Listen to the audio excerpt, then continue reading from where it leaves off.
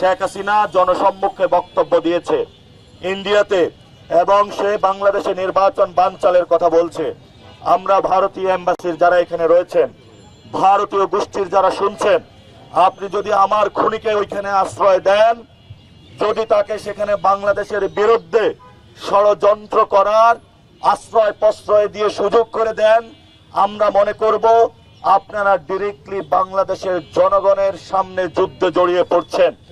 এই জন্য আমরা ভারত সরকারকে, ভারতীয় এম্বাসিকে আহ্বান জানাবো, বাংলাদেশের 18 কোটি মানুষ জীবন দিবে, রক্ত দিবে, দরকার হয় বাংলাদেশের কোন মানুষে এখানে যদি তাদের জীবন থাকতে ভারতের যেই সাম্রাজ্যবাদী আচরণ, আগ্রাসী মনোভাব, আধিপত্যবাদ ও মনোভাব যদি থাকে, আমরা 18 কোটি মানুষ শহীদ উসমান হাদি হব, কিন্তু কখনো ভারতীয় আগ্রাসনবাদ মেনে নিব না।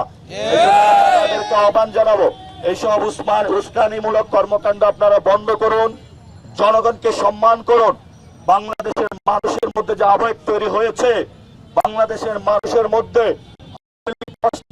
যে আবেগ তৈরি হয়েছে, আমরা বিচার চাই। বিচার কার্য আমাদেরকে সুষ্ঠুভাবে সম্পন্ন করতে দিবেন, এবং আওয়ামী লীগের বিচার কার্যে আমরা বলবো ভারত আপনারা বাধা দিবেন না। যদি বাধা দেন তাহলে বাঁধবে লড়াই, ইনশাআল্লাহ।